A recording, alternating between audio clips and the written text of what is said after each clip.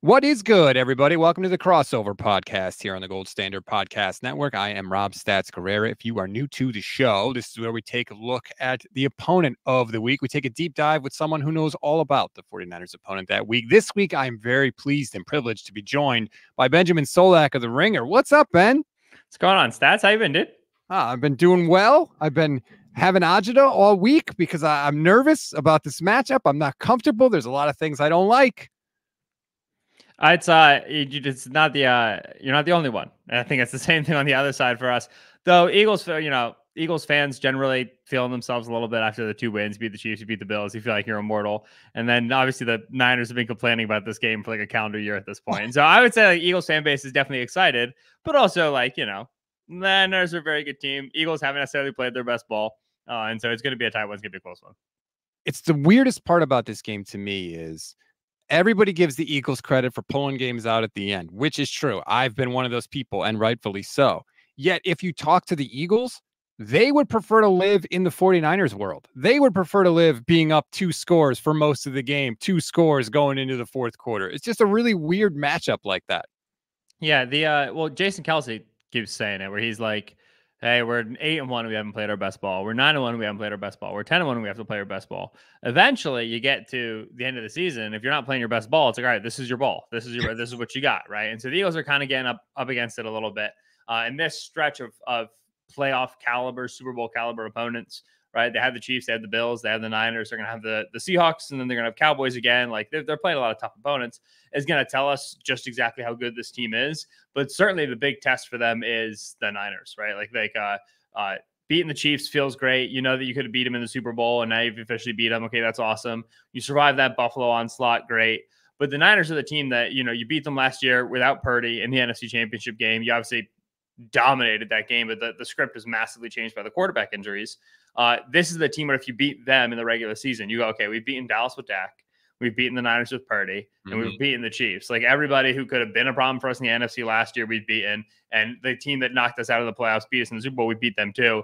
Okay, we feel like we can run this thing. And so this is, of the heat check games that the Eagles have in this stretch, this is probably the most important one. Not to divert us totally, but you say all those wins and those are impressive. How the hell did this team lose to the Jets with no Sauce Gardner and no DJ Reed? 4-0 turnover differential, brother. That's an easy way to do it. Just give the ball away, give it away, and give it away. Which the Eagles, by a lot of offensive metrics, they're about what they were last year. Pretty similar points per game, pretty similar EPA per drive. A little bit worse, but in general, they're real good offense. The one thing is that their turnovers per drive is up pretty substantially. Last year, Jalen Hurts did a really good job taking care of the football. This year, he's thrown more picks, and they've had some bad fumble luck. And so Niners defense, obviously an opportunistic defense. They can get theirs against this Eagles team maybe more successfully than they could have last year. And so turnovers is why they lost that Jets game. And it'll go down as one of the great little trivia points in history when the Eagles end the season 20-1 and they win the Super Bowl. Who is their one loss to? The Zach Wilson Jets. Let's slow down a little bit there before we crown the Eagles. I like to go through some matchups, and if you and I disagree, we can explore, and if we agree, we'll just move on. Let's start. Who has the advantage? Eagles offensive line, Niners defensive line. Eagles offensive line. They're back to being fairly healthy. Got Cam Jurgens back playing at guard.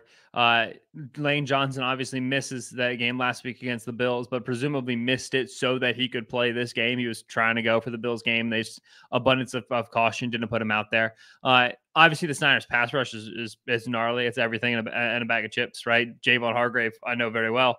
They're adding to that interior rush. Chase Young added midseason. This is a very good group, but you can run on the Niners. You could run on them last year, and you could run on them on this year too. When you're going to be such a penetration-oriented front, and you're going to have your linebackers play that aggressively, you're going to get TFLs, you're going to get stops near the line, but when a run hits, it hits. And then you see the Niners are bottom 10 in success rate against the run this year again. Just the nature of the structure of their defense. And this Eagles offensive line is just so good at getting movement, getting double teams, and generating those rushing lanes. And so it's a big DeAndre Swift game. It's a big handoff game, but that particular area in the running game is where that Eagles offensive line has the advantage. Okay. You convinced me. I'm not going to fight you too hard on that. It's not like the Niners defensive line is very good. The Eagles offensive line just tends to be better than whoever they're facing. This week, it'll be closer than usual. What about when it comes to passing? Because Jalen Hurts tends to hold on to the ball a little bit. I think his average time to throw is almost 3.1 seconds, around there.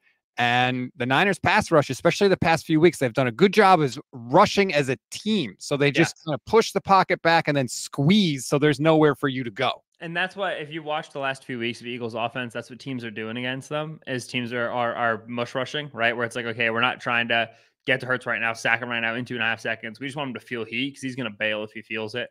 The biggest issue right now with Hurts as a player, the thing that's kind of keeping him away from the top tier of quarterbacks, the thing that's led to some of the regression this year, some of the poor play, is the pocket presence. He just doesn't feel comfortable when it gets muddy. He doesn't do a good job of getting his eyes to his check down. He wants to get out. He wants to run.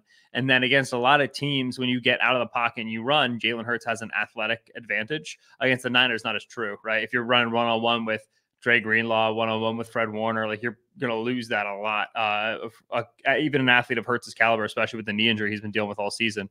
So in the past, I think it's a lot more so stalemate, maybe like edge Niners, lean Niners. Eagles are still a really good pass protection line. And so, like, you know, you'll see them, they lose in the mush rush.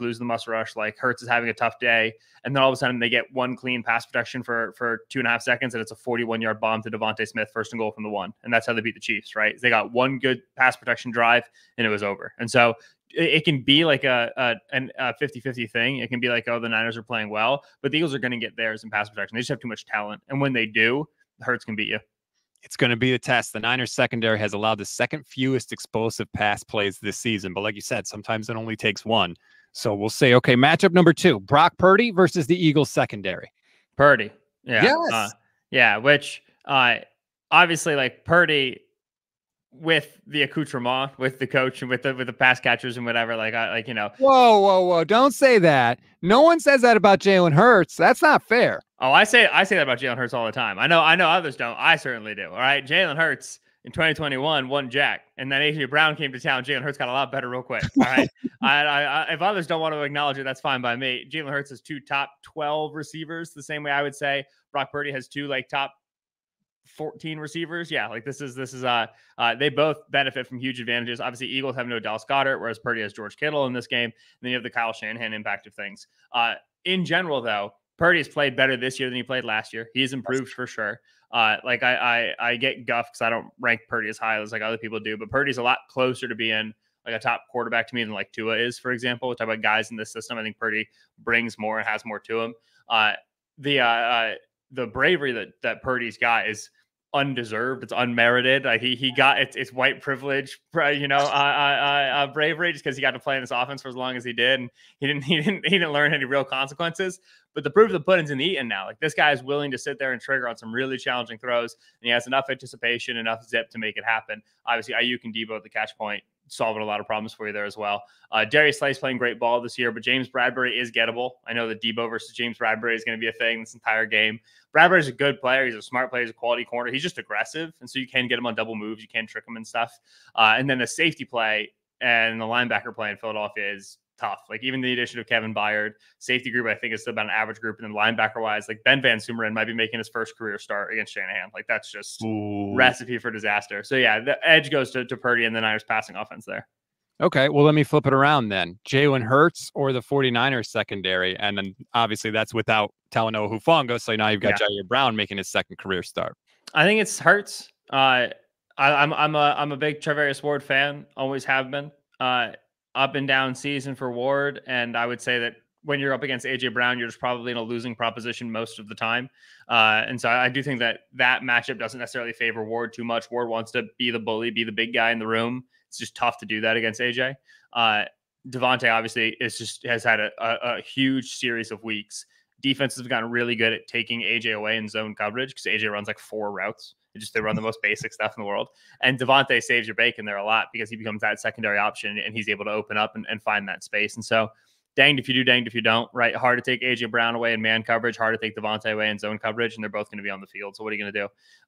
And then Hurts is like, more accurate than he was in season past. He's more willing to throw over the middle of the field than he was in seasons past. He has pocket management issues for sure, but he also, like, there are a few quarterbacks in the league who throw a go ball the way this guy throws it. So he can bite off a chunk like he can be playing bad, and then bang, a 50-yard gain. Comes out of nowhere, and it's really hard to stop. He gets a one-on-one. Those receivers are going to win for him. He throws accurate balls. So in general, I think it's Hurts advantage.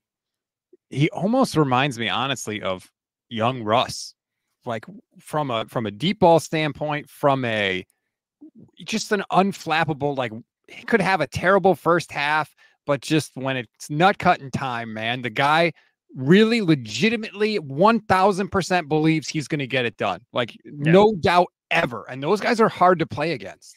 Yeah, so like the Russ comparisons are good. I like them a lot. Like, the size and the scrambling and the deep ball penchant, whatever. But the other thing is that both Russ, so like Russ has kind of become a meme at this point because he's older now. But back in the day, he was as Hurts is now, where they're just totally unflappable. Like they just don't blink ever. And they both believe they're just like predestined, determined by the football Yes. gods to be the greatest in the world. And so they just don't let anything spiral. They don't let anything snowball, which is like most NFL quarterbacks are poised, period, just because by the time they got to the point, you have poise. But these guys are upper echelon, top tier in terms of that. And with Hurts, it's been massive over this season because he has had like that. The first half of the Buffalo game, he was abysmal. Like it was so bad. And then he just walks out. He's like, "Yeah, we're going to score 34 points and win." Is that cool with everybody? Okay, great. So what do you do about that? It's really quite something to see and watch week after week. You keep expecting to break, and it never does. And the Niners they're kind of set up to break teams. Get up by multiple scores early, and then just press until it hurts, essentially. The defense is going to pin their ears back and get after your quarterback, and the Niners offense is good enough to be able to add a touchdown here, a field goal here, and move the ball well enough pretty much every time to where they're always putting you in long fields. Yeah, and that's the thing is like this is going to be the sort of a game where if the Eagles are up 14-0, it's going to be like, all right, get out on this drive and run the football. And if the Eagles are down 14-0, it's going to be like, all right, get out on this drive and run the football. Like you just can't leave the running game. You can't put the Niners in a position where they know it's pass, right? You have to be able to stay ahead of the sticks. And you have to be able to keep the margin manageable, and you got to be able to run the ball well, which is what they were doing to the Niners in the brief window the game was competitive during the NFC Championship game, right? That was what they started to do walking down the field. Mm-hmm. Honestly, like the way that Javon Kinlaw played in the NFC Championship game led to the signing. Like that's why they got Hargraves, like for this matchup, for this game. He just happened to come from Philly. And so yeah, so I think that you expect the Eagles to run the ball a lot to try to keep themselves out of that position where the Niners are going to be able to break them. But even if you get like, all right, second quarter, it's 17-3, I would still be telling the Eagles, like, all right, come out, run it. Like just that until you are in the fourth quarter and it's got to score on this drive, you have to stay balanced against this team. It's to your advantage, it's to their disadvantage. And that brings me to my next matchup then. Who has the advantage in terms of coaching? Kyle Shanahan or Nick Sirianni? Because I think it's Sirianni. So are we calling coaching here just like general in-game management? Yes. Yeah, Sirianni. I think like obviously Shanahan is a coach in terms of what he gives you schematically and philosophically and how he built the team. Like that I think is a huge edge in of itself. But when it's on the headset for 3 hours on a Sunday, I think Sirianni definitely manages the game better than Kyle does. He's more aggressive in the correct spots, as data would tell you, which is big. And when Kyle has a lead to salt away, sometimes he gets a little weird with it, as we've seen over the years. And you don't want to be in that spot against the Eagles. Like I said, they've been really good in the fourth quarter. They've been so good when their back's against the wall. And so if you have a knockout blow, you want to be able to connect and make them feel it. So I do think it's Sirianni. Game in Philly also, like Sirianni is a good coach. When the Eagles get in Philadelphia, Sirianni gets like, the power of thousands behind him, right? The kind of the culture gets going. It's like an anime villain, right? He's just like collecting power. Yeah, I think it's Sirianni. You think Sirianni's going Super Saiyan against the 49ers? Is that what you're telling me? The Pander King, man. When he's in Philadelphia, I tell you, he's a different beast.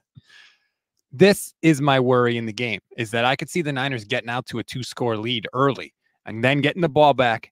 And then it's probably like 4th and 3 at like the 50-yard line. Kyle is punting there every single time. Every time Kyle's going to punt in that situation. Chiefs did it against the Eagles. They punted like, fringe field goal range, got like 27 net yards. Eagles walked on the field and score. Yes, you can't. It's like the Eagles are going to take advantage of opportunities to get back in the game on their own. And I feel like Kyle is going to leave the door wide open for them to do that. Mm-hmm. Yeah, that's why I asked for the clarification, because I think if it's overall quality of coach, I think it's Shanahan. I think if it's the 3 hours on the headset managing the game on Sunday, I think it's Sirianni. And the last matchup I wanted to get to, who has the advantage, McCaffrey or the Eagles front seven? Oh, I mean, like, I think McCaffrey, I think, has the advantage over every front seven in the league. Like, I just don't like. There's no real answer there. I think the Eagles have no coverage option for McCaffrey at all. Zero, none, which like most teams don't, but like some teams at least have a guy they can try and they feel like they can do this.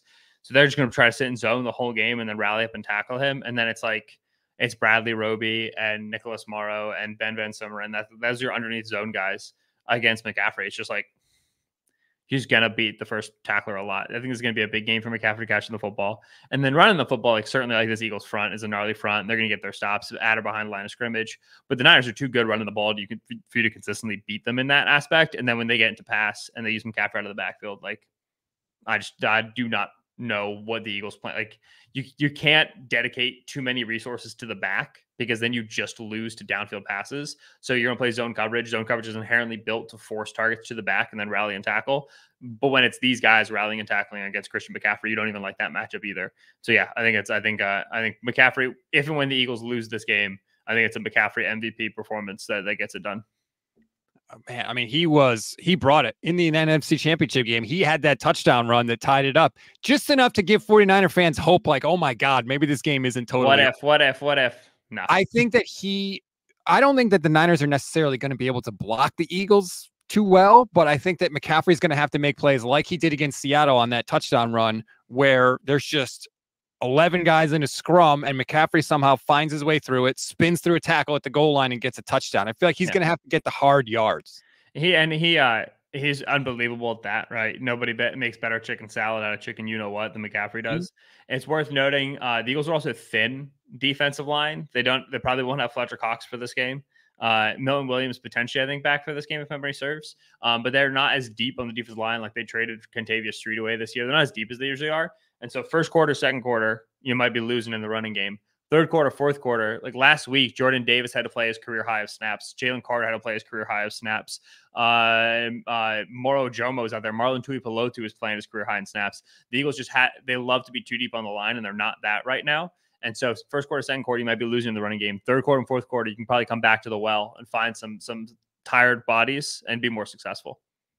You mentioned that Eagles defense the last 2 weeks, 166 plays on the field, more than an hour and 12 minutes of actual game time.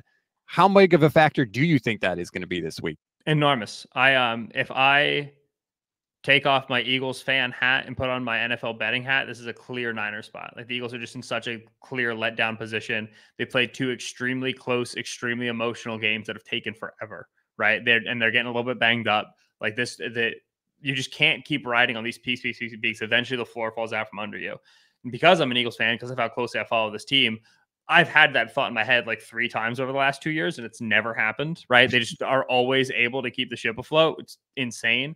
That doesn't mean it's not going to happen this time. It just means like I'm a little bit less certain of that luck. But I think you saw like the Niners opened as small favorites, and they became a 3-point favorite despite the fact they're on the road, in part because this Eagles team is just like from a formula perspective, looks like a team that's approaching a letdown spot because of the amount of game time that they've played, especially on defense, because of the emotions, the intensity of that game, Monday Night Football in Kansas City, like all of this just catches up to you. So we'll see, but it is a very big deal. This team, especially on defense, is a little banged up, and a little tired, and they're dealing with personnel changes every single week. It's not a great spot for the defensive unit right now. I almost wonder if you're Kyle Shanahan, do you either come out and just run the ball like crazy to try and tire them out even more? Or maybe do you come out in like a hurry up offense and just try and, sap that what little energy reserve they have so that, in the second, third, and fourth quarter, you can really kind of grind away? Why not both? I think that, yeah. So, I mean, McVay does this more than Shanahan, where he just does like sudden bursts of tempo. But you've seen Shanahan do it before. I think it's possible, especially when you catch the Eagles in a personnel grouping you like, right? So, for example, Jordan Davis is going to be on the field on 1st and 10. He's there to stop the run. You run the football, it doesn't work. 2nd and 8, he's still out there. You pass it and incomplete. 3rd and 8, he's coming off the field because they're going to put someone on the pass rush for him. 3rd and 8, you convert.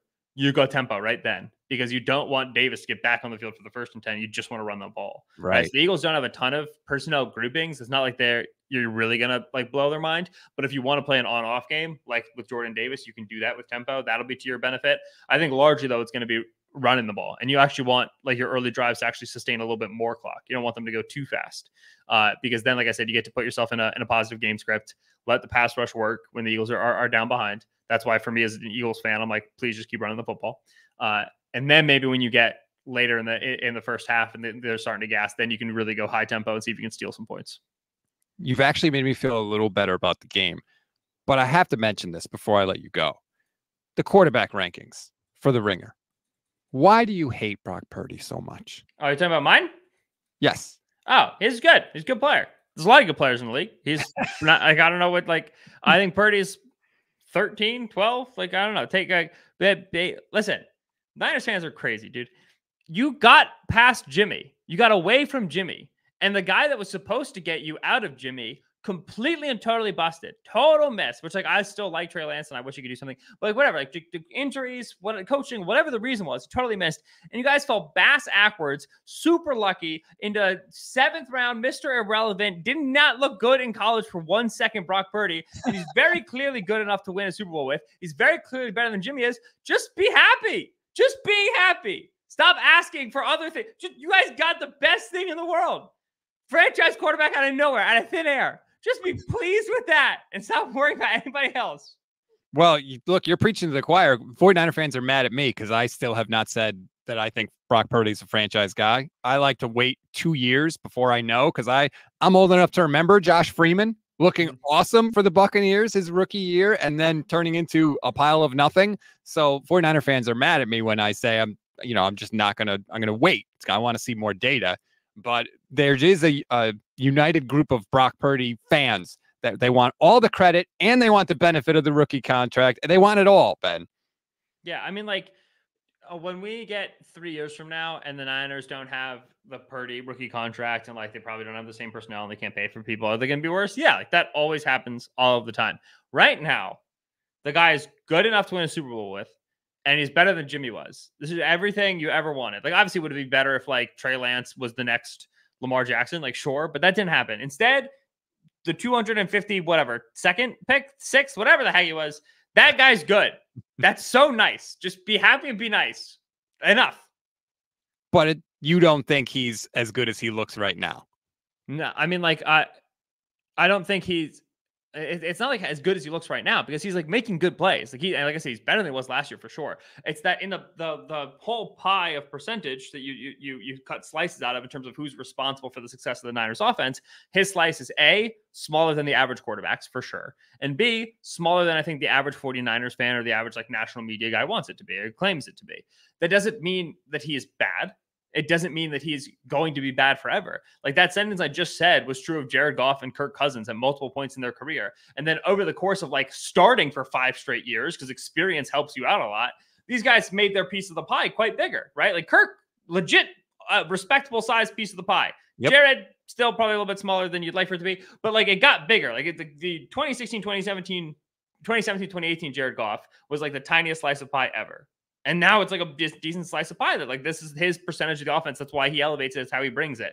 Purdy's slice of the pie right now is pretty small. Doesn't mean he's bad. Just means that that's because the offense has Debo and Ayuk and Kittle and McCaffrey and Shanahan. Like, they're the main drivers of this thing. They should be. They're all insanely good. Doesn't mean he will be bad if they leave because, hey, he's got 2 years to continue throwing to some of these guys and develop good habits, learn how to play at NFL speed, improve his skills, work on himself in the offseason, and make his piece of the pie bigger. Is there anything he can do right now to make his piece of the pie bigger in your eyes? That's a good question. I think certainly when you saw, like, the 3-game losing streak, when you saw some of the time without Debo, I think like his target distribution stuff could be better. Where I think a lot of times there's like Kyle told me Ayuk was going to be open right now, so I'm going to throw to Ayuk, and it's like, you got to have a thought post snap. You got to be able to, like, at the very least, check your work, and then sometimes, like, be willing to let other players make the plays for you and throw it underneath and whatever. So I think there's sometimes, like, a little too much dip on the chip, a little too much trust in the quarterback, which is an aspect of it. Like, obviously he's not going to get bigger, like, he's not going to get taller. And so you're going to be a little bit of a smaller quarterback. I think he plays well within that. It's just, like, that's always going to be a limitation of his. So that's not really something you can get better at this year. Yeah, I mean, like, altogether, no. Like, in terms of right now, what he's asked to do, not too much. Like, I think certainly there's a world in his life in which, like, he's going to have to walk up to the line of scrimmage and make a lot more calls and, like, set protections and adjust routes and stuff. And he just doesn't have to do that in this offense. But for as long as he's with Kyle, he won't have to. So, yeah, that's kind of that's a lot of the refrain from Purdy fans is like, yeah, maybe he wouldn't be as good somewhere else with different personnel and a different coach, but he's here with these people and this coach. And so we're going to ride it out and we're going to see how far it goes. If you want more from Ben, you can follow him on Twitter at Benjamin Solak or read everything he's doing at The Ringer. Listen, how many football podcasts do you do, Ben? 2, 3. You're unsure. There we go. There you go. You can find Ben wherever you find football podcasts. Thank you so much for the time. Appreciate it, Stats. Take care, man.